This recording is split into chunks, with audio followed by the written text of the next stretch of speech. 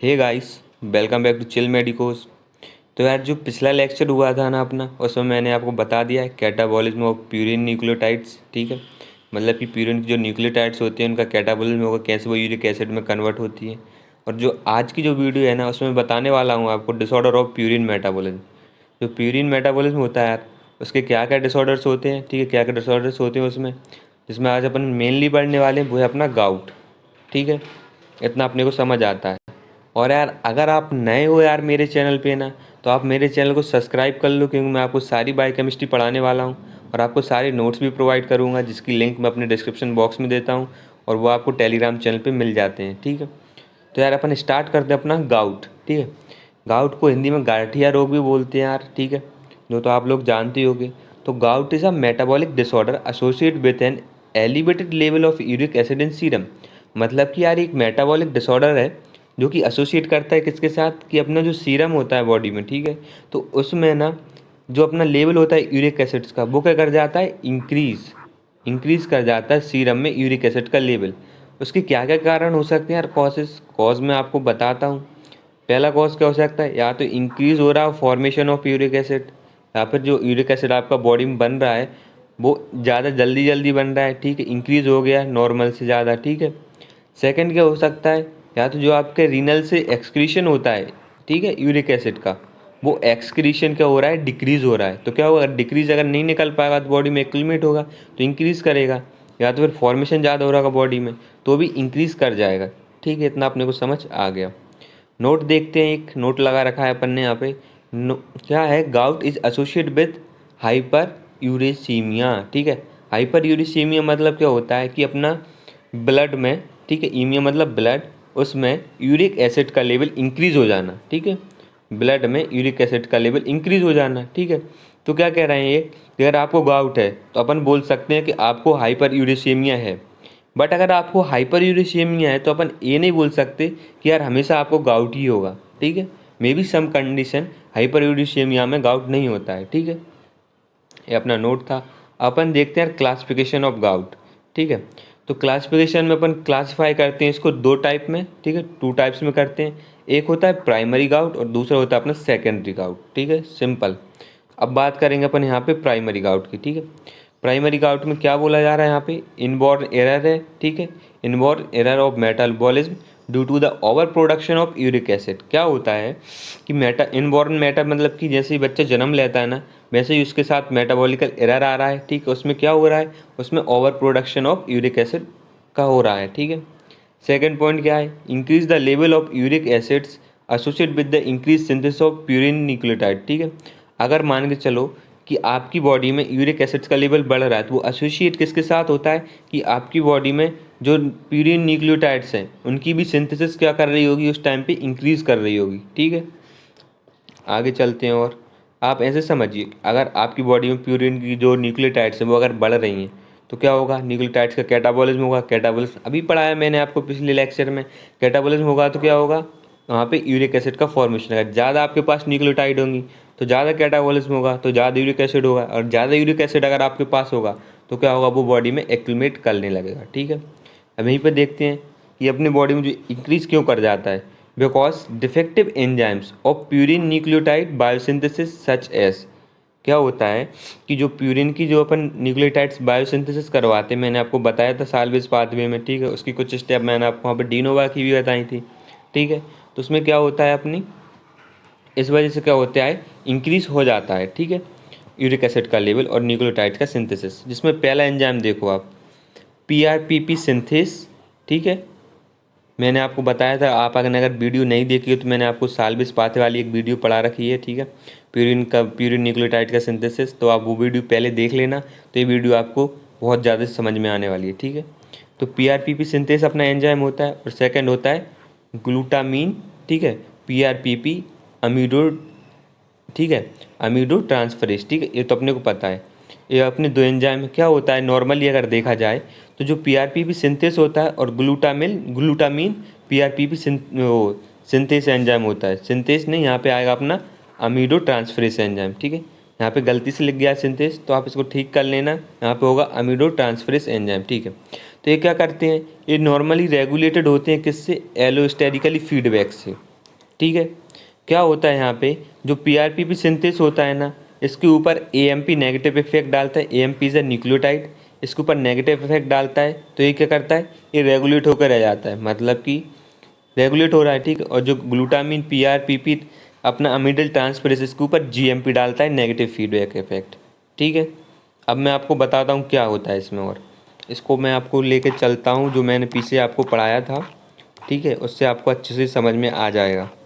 ऐसे आप समझ नहीं पा रहे होगे, ठीक है। यहाँ देखो, अपना पहला क्या था, PRPP सिंथेस, ठीक है। PRPP सिंथेस एंजाइम अपना यहाँ पे है, ठीक है भाई। तो ये क्या करवा रहा है, ये अपना PRPP का फॉर्मेशन करवा रहा है, ठीक है। अब मान के चलो, अगर इसको मैं इनहिबिट करके रखता हूँ, जो PRPP है इसको अगर मैं इनहिबिट करके रख रहा हूँ, मतलब इसको रेगुलेट कर रहा हूँ कि भाई तू उतना ही काम कर जितना तेरे को ज़रूरी है, तो क्या होगा, PRPP उतना ही बनेगा, ठीक है। और क्या होगा, और जो यहाँ पे डिनोवा चल रही है, ये डिनोवा का डायग्राम है, तो ये डिनोवा सिंथेसिस जो हो रही है वो एक रेगुलेटेड फॉर्म होगी, ज़्यादा नहीं हो पाएगी। तो क्या होगा कि यहाँ पे ज़्यादा न्यूक्लियोटाइड्स का फॉर्मेशन नहीं होगा नॉर्मली, अगर ये नेगेटिवली फीडबैक रेगुलेट करता है तो PRPP सिंथेस, ठीक है। और यहाँ पे अपना एंजाइम लगता है कौन सा, ग्लूटामीन, ठीक है। PRPP अमीनो वो अमीनो अमीडो ट्रांसफरेज, ठीक है। तो यहाँ पे वो एंजाइम लगेगा अपना, तो अगर उस एंजाइम को रेगुलेट करता है GMP, ठीक है, GMP रेगुलेट करेगा, तो वो क्या करेगा, इससे भी यही बोलेगा भाई तू उतना ही काम कर जितना तेरे को करना है। अगर तेरे को फ्री कर दिया, अगर वो रेगुलेट नहीं कर पाएगा नेगेटिवली, तो क्या करेगा, इनकी एक्टिविटी इंक्रीज हो जाएगी, दोनों की एक्टिविटी इंक्रीज हो गई, तो क्या होगा, डिनोवा सिंथेसिस चल रही है उसकी रेट क्या हो जाएगी, इंक्रीज हो जाएगी। तो क्या होगा, यहाँ न्यूक्लियोटाइड्स का फॉर्मेशन इंक्रीज हो जाएगा। अगर न्यूक्लियोटाइड्स का फॉर्मेशन इंक्रीज होगा तो कैटाबॉलिज्म भी इंक्रीज हो जाएगा। देन फाइनली आफ्टर क्या हो जाएगा, अपना यूरिक एसिड का फॉर्मेशन भी ज़्यादा होने लगेगा, ठीक है। इतना समझ आता है। यहाँ पे भी मैंने क्या लिख रखा है और देखते हैं अपन। But due to the loss of allosteric feedback regulation abnormally high levels of PRPP synthase and glutamine PRPP amidotransferase, ठीक है। मतलब इसका मतलब ये करे, जो एलोस्टेरिक फीडबैक रेगुलेशन हो रहा था अगर वो लूज़ हो जाता है, ठीक है, तो उसके बाद क्या होगा, हाई लेवल हो जाएगा PRPP synthase and glutamine PRPP amidotransferase, ठीक है। इनका अगर इनका हाई लेवल हो जाएगा तो क्या होगा भाई, इनका हाई लेवल होगा तो क्या होगा, जो PRPP था वो इंक्रीज हो जाएगा, ठीक है। फॉस्फोराइबोसिल पायरोफॉस्फेट इंक्रीज हो जाएगा, इस वजह से क्या होगा, जो डिनोवा की सिंथेसिस थी वो भी इंक्रीज होगी, इस वजह से क्या होगा, प्रोडक्शन ऑफ न्यूक्लियोटाइड इंक्रीज हो जाएगा। अगर प्रोडक्शन ऑफ न्यूक्लियोटाइड अगर इंक्रीज होता है बाबू, तो यहाँ पे क्या होगा अपना, यहाँ पे अपना होगा न्यूक्लियोटाइड्स का बढ़ गई अपनी, इस वजह से क्या होगा, न्यूक्लियोटाइड्स का कैटाबॉलिज्म भी इंक्रीज हो जाएगा, ठीक है। अगर कैटाबॉलिज्म इंक्रीज होता है तो फाइनली अपना क्या होगा, यूरिक एसिड भी इंक्रीज कर जाएगा बॉडी में, ठीक है। तो यार ये था यहाँ से जो एंजाइम को मैंने पूरा आपको लिंक करके बताया है, अच्छे से समझाया, ठीक है, डायग्राम समझाया, तो आपको समझ में आ गया होगा। और जो अपना सेकेंड एंजाइम है यार, वो है अपना क्या, HGPRTase डिफिशियंसी। अब यहाँ क्या कहता है, जो HGPRTase सिंथेसिस होती है ना यार, वो क्या करता है, HGPRTase एंजाइम होता है, वो अपना क्या सिंथेसाइज करता है, GMP एंड IMP, जो अपन ने कहाँ देखा है, साल बेस पाथवे में, ठीक है। साल बेस पाथवे में आपको एक बार और बता देता हूँ यार, भूल जाते हो आप लोग, ठीक है, रिवाइज कराना ज़रूरी होता है। अब यहाँ पे देखिए, यहाँ पे क्या है, ये अपना क्या, APRTase, ठीक है, एडेनोसिन फॉस्फोराइबोसिल ट्रांसफरेज एंजाइम, और ये अपना HGPRTase, दोनों एंजाइम है। तो ये क्या करवा रहा है, APRTase क्या करवा रहा है, अपना एडिनाइन से बना रहा है AMP, ठीक है। और HGPRTase क्या बनवा रहा है, हाइपोजेंथिन से IMP एंड ग्वानिन से बना रहा है GMP, ठीक है। तो ये अपनी कौन सी थी, ये अपनी थी साल्वेज पाथवेज की रिएक्शन, ठीक है। इतना अपने को समझ आ जाता है। अब यहाँ पे देखना आप क्या लफड़ा हो रहा है। अगर मान के चलो आपके पास डिफिशियंसी हो गई HGPRTase की, ठीक है, तो क्या होगा, रिड्यूस हो जाएगी synthesis of IMP and GMP, मतलब न्यूक्लियोटाइड का फॉर्मेशन कम हो रहा है, ठीक है। इस वजह से क्या होगा, अगर न्यूक्लियोटाइड का फॉर्मेशन कम हो रहा है तो क्या होगा, जो उसमें जो PRPP था starting material of salvage pathway, तो उसका लेवल क्या इंक्रीज करने लगेगा। तो फिर क्या होगा, अपने को पता है जो PRPP होता है वो सबस्ट्रेट किसका होता है, डिनोवा सिंथेसिस का, तो वो डिनोवा सिंथेसिस में चला जाएगा। अगर वो डिनोवा सिंथेसिस में चला जाएगा तो डिनोवा सिंथेसिस की क्या होगी, जो रेट होगी वो इंक्रीज हो जाएगी न्यूक्लियोटाइड बनाने की, तो वहाँ पे न्यूक्लियोटाइड का फॉर्मेशन इंक्रीज हो जाएगा, और उस वजह से क्या होगा, जो कैटाबॉलिज्म होगा न्यूक्लियोटाइड का वो भी इंक्रीज हो जाएगा, और फाइनली जो यूरिक एसिड का अपना था, ठीक है, कंसंट्रेशन वो भी इंक्रीज होने लगेगा बॉडी में। तो यार ये था दोनों का, ठीक है, आप दोनों रिलेट कर पा रहे होगे यहाँ पे एक बार और बता देता हूँ यहाँ पे आपको डायग्राम से, ठीक है, अच्छे से रिवाइज हो जाएगा आपका अभी। अब आप यहाँ पे देखिए जो HGPRTase है ये क्या यूज़ कर रहा है, PRPP यूज़ कर रहा है यहाँ पे। अगर ए एंजाइम की डिफिशियंसी हो गई तो ये PRPP पड़ा रहेगा। अगर ये PRPP यहाँ पे अगर पड़ा रहेगा तो फिर ये PRPP क्या दिमाग लगाएगा, वो वहाँ से उठ के आएगा और यहाँ पे डिनोवा में एंटर कर जाएगा और डिनोवा फाइनली क्या बना लेगी, न्यूक्लियोटाइड्स। इतना समझ में आ गया। फिर ये न्यूक्लियोटाइड्स बन गई, फिर क्या होगा, यहाँ से AMP बन गई, ठीक है, GMP बन गई, IMP बन गई। फिर ये न्यूक्लियोटाइड्स क्या करेंगी, ऐसे डिग्रेड्स होके, ठीक है, कैटाबोलाइज करके hypoxanthine xanthine and finally uric acid का फॉर्मेशन कर देंगी। फिर इस यूरिक एसिड का फॉर्मेशन करेंगे तो क्या होगा, वो ज़्यादा अमाउंट में होगा, ज़्यादा अमाउंट में होगा तो क्या करेगा, बॉडी में एक्यूमुलेट होने लगेगा, इंक्रीज होगा, हाइपर, ठीक है, वहाँ पे हाइपर यूरिसीमिया की कंडीशन डेवलप्ड होगी एंड फाइनली आपको गाउट हो जाएगा, ठीक है। अब इसके कुछ सिम्टम्स की बात करते हैं यार अपन गाउट के। गाउट में जो पहला सिम्टम्स है वो क्या होता है, patient shows deposition of urate, ठीक है, एज अ टोफी, मतलब cluster of urate crystals in soft tissue. Soft tissue में क्या होगा, cluster of urate crystals deposit हो जाएंगे। That affects the joints, joints पे अफेक्ट करते हैं मेनली, ठीक है। लीड्स अ पेनफुल अर्थराइटिस, यहाँ पे अर्थराइटिस का डेवलपमेंट हो जाता है, ठीक है, डेवलप्ड हो जाती है। आपको पता है जो जॉइंट्स पे होती है ना, ये मोस्टली किस जॉइंट पे होते हैं, अपने जो अपने टर्मिनल जॉइंट्स होते हैं, ठीक है। जैसे अपना अगर फुट की बात करता हूँ तो फुट पे जो अपने फेलेंजियल जॉइंट्स होते हैं उन पे सबसे पहले अपने को ये दिखेगा, ठीक है। ये डायग्राम इसका यार, इसमें सॉइलिंग दिख रही है, ठीक है, इसमें जो सॉइलिंग दिख रही है गोल गोल टाइप के राउंड से, यहाँ पे यूरेट क्रिस्टल्स क्या होते हैं, डिपोजिट हो जाते हैं। इस वजह से क्या होता है, कभी कभी जो पेशेंट होते हैं यार इसके ना, गाउट के ना, जैसे वो चलते हैं तो उनको क्रैकिंग साउंड सुनाई देता है। क्यों, क्योंकि उनके अंदर क्या होता है, जो साइनोवियल फ्लूइड होता है ना कैप्सूल के अंदर, उसमें यूरेट के क्रिस्टल डिपोजिट हो जाते हैं, तो उन क्रिस्टल्स की वजह से ना उनको क्रैकिंग साउंड सुनान आता है, ठीक है। ये अपने को समझ आ गया, ठीक है। आगे चलते हैं। सेकंड, किडनी होती है यार, किडनी में क्या होते हैं, यूरेट क्रिस्टल्स का होते हैं, डिपोजिट कर जाते हैं, ठीक है। इस वजह से क्या होता है, जो किडनी के ट्यूब्यूल्स रहते हैं, किडनी को आपने ट्यूब्यूल्स पढ़े ही हैं, ठीक है, फिजियोलॉजी में, उन पर डिपोजिट होने की वजह से रीनल फेलियर की कंडीशन डेवलप्ड हो जाती है। जब रीनल फेलियर होता है तो उसमें क्या होता है, जो अपना GFR रहता है वो कम हो जाता है, ठीक है, क्योंकि इससे क्रिस्टल्स ऐसे डिपोजिट हो जाते हैं। ऐसे अपने को क्रिस्टल दिखेंगे, दिख रहे हैं यहाँ पे आपको यूरेट के, ये, ठीक है। अब बात करते हैं अपन यहाँ पे सेकेंडरी गाउट की। प्राइमरी गाउट तो अपना कंप्लीट हो गया, ठीक है। अब बात करें सेकेंडरी गाउट की। जो सेकेंडरी गाउट है यार वो क्या बोलता है, secondary gout results from a variety of disease that cause an elevate destruction of cells और decrease elimination of uric acid. मतलब जो सेकेंडरी गाउट रहती है ना, वो रिजल्ट रहता है, बहुत सारी डिसीज़ होती हैं यार, ठीक है, जिनमें क्या होता है कि सेल का डिस्ट्रक्शन हो रहा है या फिर उसमें डिक्रीज़ हो रहा है एलिमिनेशन ऑफ यूरिक एसिड, ठीक है। ऐसी बहुत सारी डिसीज़ होती हैं जिनमें कि सेल का डिस्ट्रक्शन बढ़ रहा हो या तो यूरिक एसिड का एलिमिनेशन कम हो रहा हो। उन डिसीज़ के होने की वजह से, ठीक है, वही डिसीज़ बहुत दिनों तक बनी रहती हैं, क्रोनिक कंडीशन में वो गाउट में डेवलपमेंट हो जाता है उनका, तो उसी कंडीशन को बोलेंगे अपन सेकेंडरी गाउट, ठीक है। इसमें क्या हो रहा है, ऐसे मान चलो कि आपका इंक्रीज हो रहा है सेल का डिस्ट्रक्शन, वो एकम्पनाइज करता है किसके साथ, increase destruction of nucleic acid. अगर आपका सेल टूट रहा है तो उसके साथ न्यूक्लिक एसिड भी टूटेंगे। अगर न्यूक्लिक एसिड टूटेंगे तो अपने को वहाँ पे क्या मिलेंगी, न्यूक्लियोटाइड्स मिलेंगी। अगर न्यूक्लियोटाइड्स मिलेंगी तो क्या न्यूक्लियोटाइड्स इंक्रीज हो जाएंगी अपनी प्लाज्मा में, ठीक है। अगर प्लाज्मा में न्यूक्लियोटाइड्स अगर इंक्रीज हो रही हैं तो अपने को पता है यार वो कैटाबोलाइज करके क्या बनाने वाली है, फाइनली यूरिक एसिड। और यूरिक एसिड वैसे ही यार क्या करता है, अपना गाउट का कॉज होता है, क्योंकि यूरिक एसिड इंक्रीज हो जाता है ब्लड में नॉर्मल से ज़्यादा, तो वहाँ पे गाउट की कंडीशन आ जाती है, ठीक है। किस किस कंडीशन में होता है सेल का डिस्ट्रक्शन, अपना कैंसर सेल, ठीक है, ल्यूकेमिया या फिर पॉलीसाइथीमिया में हो सकता है, ठीक है। और क्या हो सकता है, अपना हाइपर कैटाबॉलिज्म स्टेट, ठीक है, जो अपनी कैटाबॉलिज्म स्टेट होती है, जैसे मान के चलो कि स्टारवेशन है। स्टारवेशन क्यों बोलते हैं हाइपर कैटाबॉलिज्म स्टेट, क्योंकि स्टारवेशन कंडीशन में आपके पास नॉर्मली आपके पास कार्बोहाइड्रेट नहीं है, तो वहाँ पे क्या होगा, वहाँ पे जो कैटाबॉलिज्म होगा अपने किसका, प्रोटीन्स का, वहाँ पे सॉरी फैट्स का होगा, ठीक है। वहाँ पे लिपोलाइसिस होती है तो वहाँ पे क्या इंक्रीज हो जाता है, ठीक है, कैटाबॉलिज्म, तो इसलिए वहाँ पे बोलेंगे हाइपर कैटाबॉलिक स्टेट, ठीक है। इन दोनों कंडीशन में क्या होगा, सेल का डिस्ट्रक्शन इंक्रीज होगा और इस कारण का यूरिक एसिड्स का फॉर्मेशन होगा न्यूक्लियोटाइड से। सेकंड क्या, decrease elimination of uric acid, ठीक है। अगर आपकी यूरिक एसिड कम निकल पा रहा है वो किस में निकलेगा, रीनल डिसीज, जिसमें क्या होगा, GFR कम होगा। अगर आपका GFR कम हो गया, ग्लूमुलर फिल्ट्रेशन रेट, तो क्या होगा, आपका elimination of uric acid is also decrease, ठीक है। इस वजह से क्या होगा, आपको कंडीशन डेवलप्ड हो जाएगी, ठीक है, उसको बोलेंगे अपन गाउट, सेकेंडरी गाउट, ठीक है। अब यहाँ पे मैं आपको एक चीज़ और बताता हूँ, जो ग्लूकोज 6 फॉस्फेट होता है ना यार, ठीक है, ग्लूकोज 6 फॉस्फेट, अगर आपको इसकी डिफिशियंसी हो जाती है, ठीक है, तो इसकी वजह से क्या होता है, इसकी वजह से अपने को होता है गर्कीस डिसीज़। ठीक है, गर्कीस डिसीज़ अपने पढ़ा है, ग्लाइकोजन स्टोरेज डिसीज़ होती है, टाइप फर्स्ट होती है, मैंने आपको पढ़ाया है। ठीक है, कार्बोहाइड्रेट्स के मेटाबॉलिज्म में।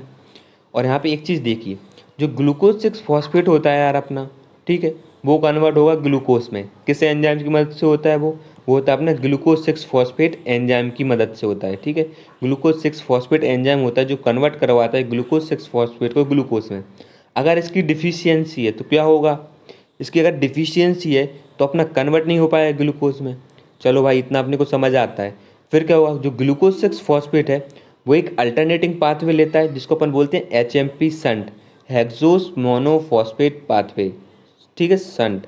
इसमें क्या होता है, इसमें अपना जो फॉर्मेशन होता है उसमें फॉर्मेशन होता है अपना राइबोस 5 फॉस्फेट का। ठीक है, कैसे होगा, देखो, जो अपना ग्लूकोज 6 फॉस्फेट है ना, उसमें जब आगे रिएक्शन चलते हैं तो वहाँ पे राइबोस शुगर बनती है। ठीक है, जो राइबोस शुगर बनती है ना, वही राइबोस शुगर फॉर्मेशन करवाने लगती है बाद में किसका, मतलब कि अपने को राइबोस शुगर मिल गई नॉर्मली। ठीक है, शुगर मिल रही है वहाँ से, तो क्या होगा कि अपन न्यूक्लियोटाइड्स बना सकते हैं। ठीक है, राइबोस 5 फॉस्फेट अपन बना सकते हैं। तो क्या होता है यहाँ पे, राइबोस 5 फॉस्फेट का जो अपना ड्यूनोवा का स्टार्टिंग मटेरियल है, ठीक है, राइबोस 5 फॉस्फेट, उसका कंसंट्रेशन इंक्रीज होने लगता है, क्योंकि अपने को एविबिलिटी ऑफ राइबोस हो जाती है किससे, HMP सेंट से अपने को राइबोस मिलता है इसलिए। ठीक है, अगर अपने को first starting material of de novo synthesis increase हो गया तो क्या होगा, इंक्रीज हो जाएगी सिंथेसिस ऑफ PRPP।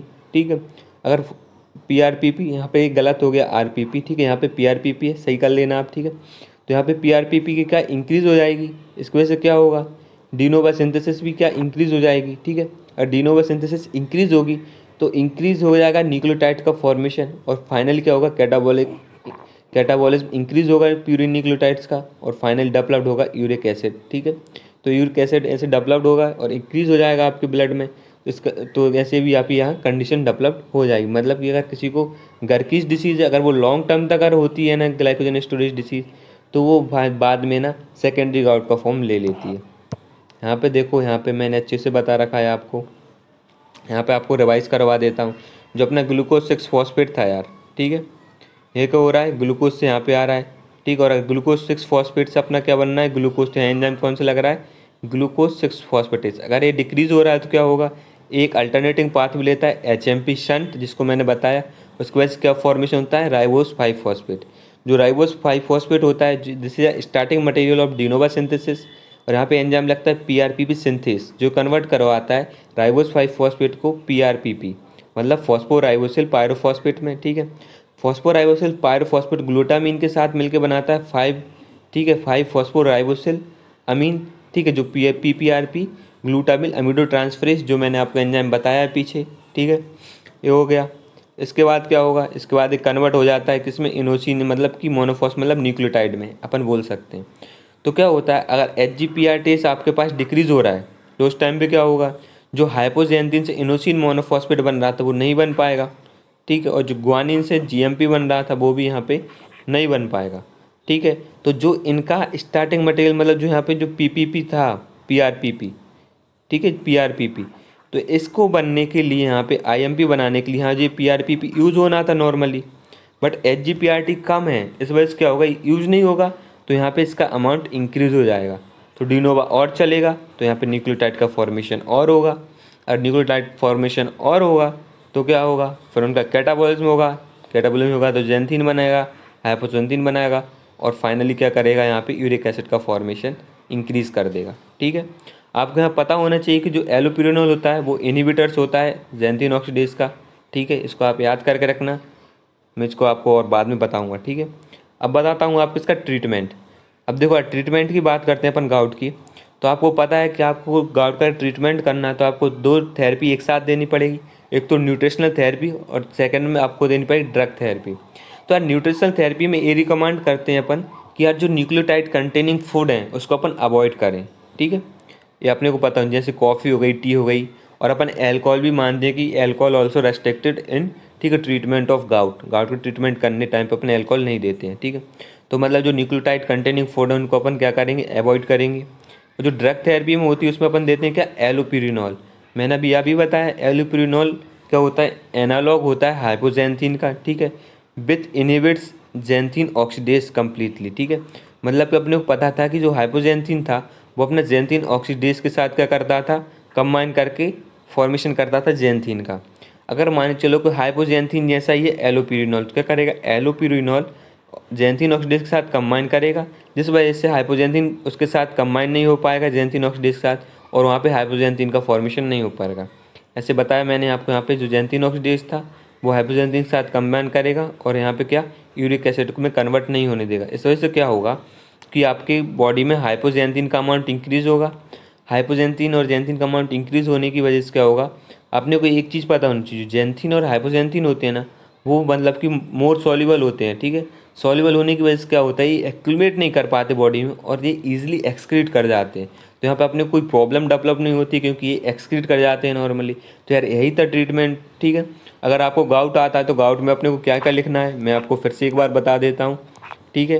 गाउट में पहले आपको नॉर्मल उसका इंट्रोडक्शन लिखना है, ठीक है, उसकी क्लासिफिकेशन लिखनी है, फिर उसमें आप प्राइमरी गाउट बताओगे, प्राइमरी गाउट क्या होता है, कैसे होता है, फिर आप उसके एंजाइम बताओगे कौन कौन सी एंजाइम की वजह से वो डेवलप्ड हो रही है, ठीक है। 2 एंजाइम बता दोगे आप, HGPRTase की डिफिशियंसी होगी, PRPP सिंथेस और ग्लूटामीन PRPP अमीडोल ट्रांसफरेज की, ठीक है। फिर इसके बाद आप क्या बताओगे, आप इसके सिम्टम्स बताओगे, ठीक है। सिम्टम्स के बाद अपने को क्या करना है, फिर अपन चलेंगे सेकेंडरी गाउट पे। सेकेंडरी गाउट में बताना है नॉर्मल जनरल इंट्रोडक्शनरी पॉइंट, ठीक है, किस किस डिसीज़ में मतलब सेकेंडरी गाउट डेवलप्ड हो सकता है। फिर यहाँ बता देना ग्लूकोज 6 फॉस्फेट की डिफिशियंसी की वजह से भी हो जाता है, ठीक है। फिर इसके बाद अपन बताएंगे ट्रीटमेंट ऑफ गाउट, ठीक है। इतना ही बताना है आपको, इतने में आपका 5 नंबर का क्वेश्चन अच्छा हो जाएगा। पूरे बिल्कुल क्लासिकल नोट्स लाया हूँ मैं आपके लिए, आप बस अच्छे से पढ़ते रहिए। और आपको अगर मेरे नोट्स चाहिए तो आप मेरे टेलीग्राम चैनल पर विजिट कर सकते हो, जिसकी लिंक मैं अपने डिस्क्रिप्शन बॉक्स में आपको प्रोवाइड करवा देता हूँ, ठीक है। तो आप वहाँ से जाके ले सकते हो। Thank you for watching and keep learning, ठीक है। Subscribe the chill medicos for more videos.